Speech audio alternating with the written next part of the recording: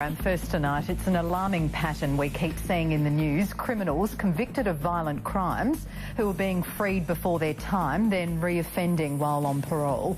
We're talking hardened crims here, kidnappers, even murderers who are rorting prison rehab programs and shouldn't be released from jail so soon. Now, the most frustrating part is these thugs are getting treated like royalty on the outside, while the true and honest battlers are left on all sorts of waiting lists. So why is this happening and who's letting them get away with it? Well, here's Vassal Melandris with an insider who sheds some light on what's really going on. I need the police. I need the police. I need the police. I'm just amazed at the protection given to people that do the wrong thing. I think the parole board's got something to answer for, letting these people out on parole. It should concern the whole community that we have insufficient resources. You can have your rapists, your murderers, are all being released back out into society. There just seems to be a lack of protection nowadays. The system stinks. It doesn't work. Their crimes were calculated and heinous. Police are hunting a dangerous criminal who's breached his parole and is now on the run. Just why Bug hadn't been arrested is unclear. Some of SA's worst offenders responsible for violent assaults, hold-ups, kidnapping, even murder. Scotty got a slash across his face. On the day it happened, it looked like a gutted fish. When you go fishing, gutting a fish on the jetty, thought he was going to die. Then he started waving the machete at me, so, he's very violent and he should stay in jail for a long time. Their victims are left to nurse deep physical and psychological scars.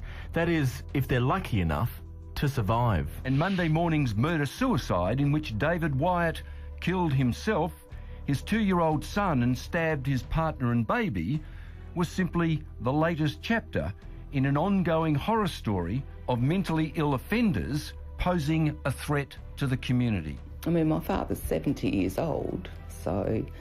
and you can't help but feel a bit responsible. And yet arguably many of these crimes could have been prevented if the offenders had remained behind bars and not out on bail or parole. It's now emerged there are 250 outstanding arrest warrants for parole breaches. They're given strict conditions and clearly by the report those conditions are not being met. Even the police reckon we're releasing offenders back into society before they're ready. I have to be quite blunt about this. If he was in jail, this wouldn't have happened. If the facilities become full, we need to release them. Tonight you'll hear some startling revelations from a whistleblower who's come face to face with some of these hardened criminals and has seen firsthand how our legal and justice system is easily manipulated, putting public safety at risk. Bail's too easy to come by. And I don't think the sentences are anything like relative to the crimes that are committed. First, though, take the case of 70-year-old Adelaide grandfather Tony Holmes, who's still distraught after being allegedly assaulted by a convicted criminal outside his daughter's home last July. I was turning around looking at this, something that blotted out the sun from behind me, so I sort of looked to see what it was.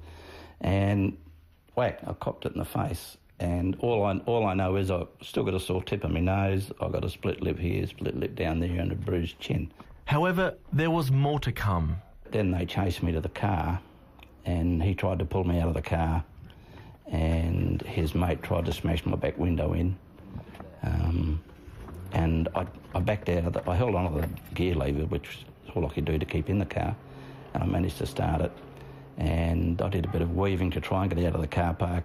Tony didn't get very far. In a daze, he drove straight into a neighbour's front garden, where luckily the two tenants had witnessed the whole saga and came to his rescue. They told these guys to cut it out and get out and go away, and I remember much after that, I was obviously just standing by my car crying for 20 minutes. I just think it's just all a load of, it's all a load of crap over nothing. That's basically what it is. The alleged assailant had only been out of jail for 14 months. And during that time, daughter Joanne says she'd reported him repeatedly to police and housing authorities for violent and threatening behaviour. But nothing ever came of it. Did you got me into the housing trust? All through this, the onus has been on me. I've had to report these things. There's been no proof. Go away. I mean, I was actually on a first-name basis with one of the policemen down at Henley Beach, and every time I walked in, he said to me, "What have they done now? Come and have a seat." There is a complete lack of rehabilitation. Having worked in the courts and also in correctional facilities, this man, who we'll call Ben, has seen exactly how our crims use the system to their advantage, and it starts even before they're incarcerated. It's not uncommon for matters to go between courts. Some will say it's because it's a benefit to the legal representative to be at a court closer to their workplace. Others may look at it, they're choosing the judicial officer in a different location because it's better for their client. So it's just a matter of picking the right judicial officer to soften the blow or suit their outcome? Absolutely. Experienced criminals and shrewd defence lawyers know they can manipulate the process to delay proceedings or transfer their case to what they believe might be a more sympathetic judge. I'm not saying that they can pick and choose. They're using the system. They're playing the game. But it doesn't stop there. If they do get jailed, he says most of our rehab programs are a joke and easily rorted by prisoners. A correctional officer just there doing their basic job, didn't care whether or not offenders did or didn't go to those training needs. And certainly offenders didn't attempt to go to those training needs because they just felt they had no need to. As long as they had the tick in the box, that's all they needed. Despite it being a sham, offenders are paid for enrolling and automatically their chances of parole are improved. This is a thing that needs to be looked at. And once released from prison, all they have to do is claim they have no family or support and they'll be granted public housing. Housing offenders before victims is just really bad policy, and it's social exclusion if it's anything. That is to the exclusion of genuine, law-abiding people stuck on waiting lists, according to spokesperson Julie McDonald. We've got people that are sick, that are dying, and they'll die on the waiting list waiting for public housing, while somebody who's an offender gets a house before them. Public housing is taking the place of halfway houses, except in many cases, she says, there's no supervision and certainly no further rehabilitation. The system that we have now is broken. There's no doubt about that. Monsignor David Capo, the government's social inclusion chief, let fly at Housing Minister Jennifer Rankin on Leon Byner's 5AA talk show this morning. Well, for a start, I don't think there's a lot of good listening going on.